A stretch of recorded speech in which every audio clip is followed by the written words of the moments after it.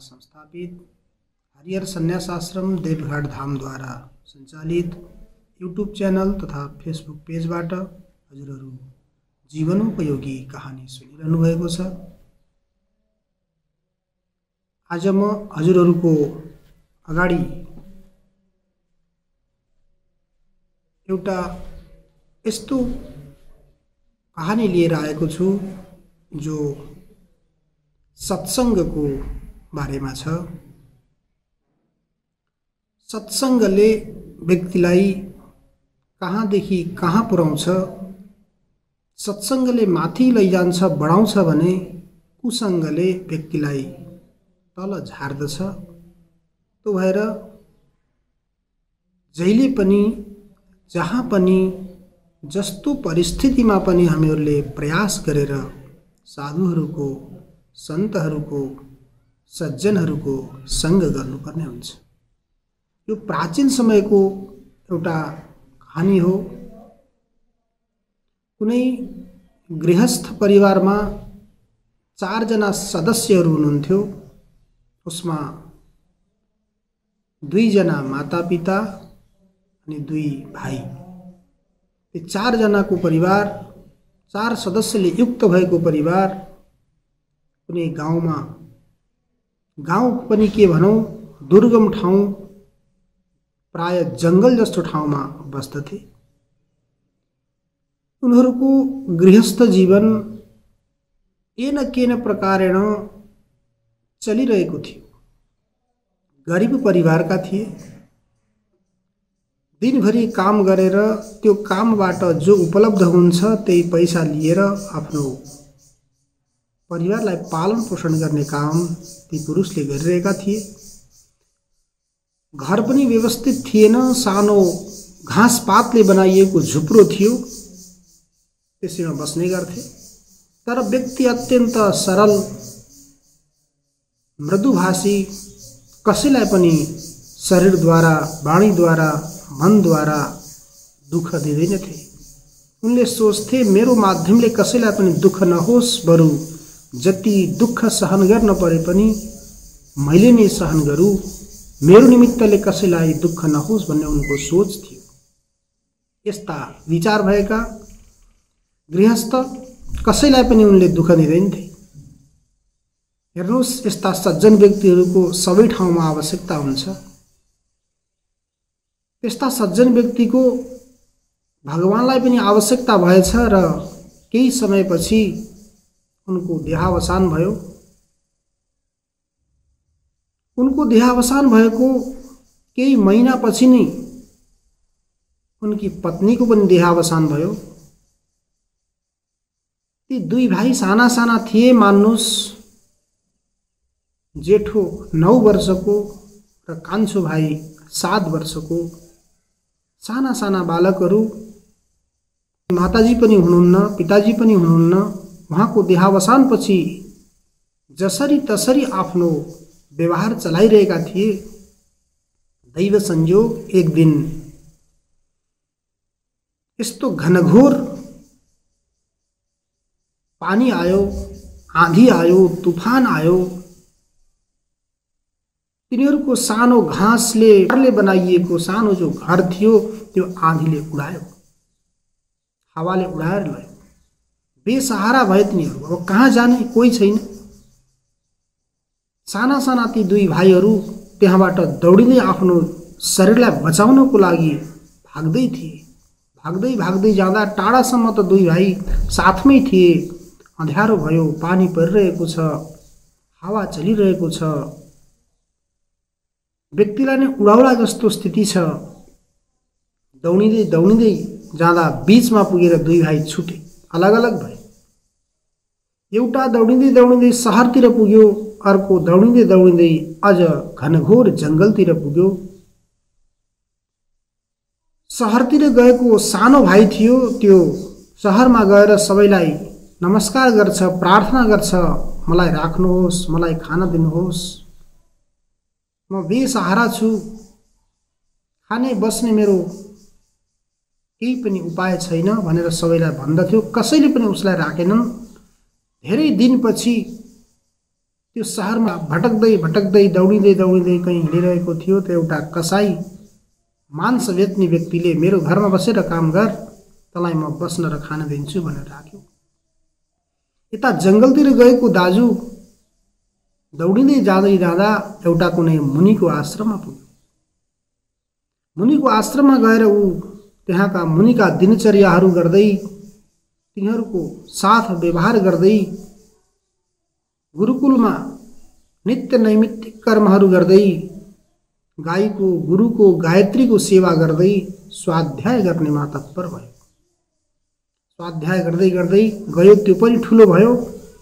त्यो ऋषिको आश्रममा एउटा कुनै समयमा ठुलो यज्ञ गरियो। त्यो यज्ञको समापन गर्नको लागि सामग्रीहरूको आवश्यकता हुने भएको हुनाले मुनिले त्यही व्यक्तिलाई बजारमा गएर सामग्री लिनको लागि पठाउनु भयो। ऊ बजारमा गयो सामग्री किन्नको लागि। जाँदै गर्दा संयोगवश धेरै वर्ष पहिला बिछोड भएको भाइका साथ मिलन भयो, संयोग भयो। संयोग भइसकेपछि दाजुले भाइलाई भन्छ, भाइ तिमी कहाँ बसेका छौ, के छ, कसरी तिमीले यो जीवन चलाइरहेका छौ, समय यापन गरिरहेका छौ भनेर सोद्धा उसले आफ्नो वृत्तान्त सबै सुनायो। सुनाइसकेपछि दाजुले भन्छ, अबदेखि तिमी यहाँ बस्नु पर्दैन, म जहाँ बसेको छु ऋषिको आश्रममा त्यहीँ जाउँ भनेर दाजुले आफ्नो सहोदर भाइलाई साथमा लिएर ऋषिको आश्रममा पुगे। ऋषिको आश्रममा पुग्दा ऋषिले सोध्नुभयो, बाबु तिमीले कसलाई ल्याएर आयौ भन्दा दाजुले भन्छ, ती मेरा भाइ हुन्। तिमीले त आजसम्म केही पनि चर्चा गरेका थिएनौ मेरा भाइ छन् भनेर भन्दा, त्यस्तो विषम परिस्थितिमा म जसरी कसरी बचेर यहाँ आएको थिएँ, भाइ कहाँ छ के छ मलाई केही पनि थाहा थिएन। संयोगवश आज भेट भयो र मैले ल्याएर आएको छु। भाइको सम्पूर्ण व्यवहार, नाम सम्पूर्ण मुनिले सोधिसकेपछि मुनिले भन्नुभयो, बाबु यो तिम्रो भाइ जस्तो त लाग्दैन, तिम्रो व्यवहार अलगै छ, सौम्य छौ, शान्त छौ, मृदुभाषी छौ, तर यो तिम्रो भाइ तिमीले भन्छौ, तर यो त कठोर, संयमी पनि छैन, बोल्ने कसरी हो, व्यवहार कसरी गर्ने हो भन्ने पनि जान्दैन, आफूभन्दा श्रेष्ठ व्यक्तिहरूसँग कसरी बस्नुपर्छ, कसरी बोल्नुपर्छ, कसरी हिँड्नुपर्छ भन्ने पनि जान्दैन, यो कसरी तिम्रो भाइ हो त भनेर मुनिले भन्दा दाजुले भन्दछ कि दाजु ऋषिको आश्रममा धेरै वर्षसम्म बसिसकेका थिए र उनलाई संस्कृत बोल्ने, संस्कृत पढ्ने अभ्यास बनिसकेको थियो। उनले भन्छन्, गुरुदेव यसमा म मृदु हुनुमा, व्यवहारिक हुनुमा मेरो कुनै गुण होइन, भाइ अव्यवहारिक हुनुमा, कठोर वाणी बोल्नुमा यो भाइको पनि कुनै दोष छैन, केवल सत्सङ्गको महिमा हो। मैले साधु सन्तहरूको सङ्ग पाएँ, तर यसले गोमांस भक्षण गर्ने, मदिरापान गर्ने अनेक प्रकारका व्यक्तिहरूका साथ यसले सङ्ग पायो, त्यसैको प्रभाव हो।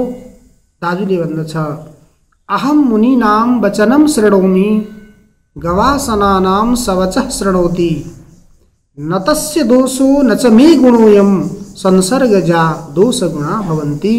गुरुवर, अहम मुनीनां वचनं शृणोमि, म यो आश्रममा बसेर मुनिहरूको, हजुरहरूको वचन श्रवण गर्छु, शास्त्रका वचनहरू श्रवण गर्छु, श्रुति स्मृति पुराणहरूका वचनहरू श्रवण गर्छु। गवासनानां सवचः शृणोति, बिचरा त्यो मेरो भाइ गाई खाने व्यक्तिहरूका सान्निध्यमा रहेर तिनीहरूका वचन श्रवण गर्छ र तिनीहरूले जस्तो व्यवहार गर्छन् त्यस्तै व्यवहार गरेर उनीहरूको साथमा बसिरहेको छ। न तस्य दोषो, यसमा उसको कुनै पनि दोष छैन, अनि नचमे गुणोयम, मेरो पनि यसमा कुनै गुण छैन। कारण के हो त संसर्ग जा दोष गुणा भवन्ति, संसर्गबाट उत्पन्न हुने गुण र दोष हुन्छन्। जस्ता व्यक्तिका साथ हामीहरूले सँग गरिन्छ त्यस्तै प्रकारका गुणहरू हामीहरूमा आउँछन्। जस्ता व्यक्तिहरूको अन्न हामीहरूले खाइन्छ त्यस्तै प्रकारका गुणहरू हामीहरूमा आउँछन्। यदि सात्विक अन्न खायौं, सात्विक व्यक्तिसँग सँग गर्यौं भने हामीहरू पनि सात्विक बन्छौं भक्त सज्जनहरू। यदि राजसी तामसी व्यक्तिहरूसँग हामीहरूले सँग गर्यौं, राजसी तामसी भोजन गर्यौं भने हामीहरूका वृत्तिहरू पनि त्यस्तै बन्छन्। त्यसकारण सदा सर्वदा विचार गरेर हामीहरूले सात्विक व्यक्तिका साथ सँग, सात्विक भोजनको आहार गर्नुपर्दछ। यसमा हामीहरूलाई थाहा नै छ, महाभारतको प्रसङ्गमा सबैले श्रवण गरेका छौं, देखेका छौं। यहाँ प्रसङ्ग आउँछ, द्रौपदीलाई दुशासनले त्यो सभामा खिचेर लाएर गयो, झगल्टामा समातेर चिरहरण गर्नको लागि। त्यो अवस्थामा सम्पूर्ण आचार्यहरूलाई, पितामहहरूलाई सम्बोधन गर्दै द्रौपदीले भन्छन् कि यो सभामा यस्तो गर्न उचित हो भन्दा त्यो बेलामा आचार्यहरू, पितामहहरू जति पनि हुनुहुन्थ्यो केही बोल्नुहुन्न, केवल आफ्नो शिरलाई झुकाएर बस्नुभएको छ। त्यही बेलामा प्रसङ्ग आउँछ, भीष्म पितामह त्यत्रो ज्ञानी व्यक्ति हुनुहुन्थ्यो, किन केही बोल्नु भएन भन्ने प्रसङ्ग आउँदा जस्ताको अन्न खाइन्छ बुद्धि उस्तै हुने भयो, खाँदा कौरवको अन्न भीष्मको बुद्धि बिग्री।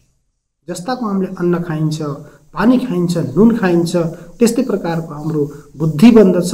त्यसकारणले हेर्नुहोस्, त्यत्र भीष्म पितामहको बुद्धि पनि बिग्रियो भने हामीहरूको त के हो, बिग्रिन्छ नै। त्यसकारण अन्न खानमा र व्यक्तिका साथ सँग गर्नमा हामीहरूले विचार गरेर सँग गर्यौं भने हामीहरू पनि सात्विक हुन्छौं, संस्कारी हुन्छौं। त्यसकारण विचार गरौं, साधुहरूको, सन्तहरूको, सात्विक व्यक्तिहरूको सँग गरौं र आफ्नो जीवनलाई सार्थक गरौं। हरि ओम।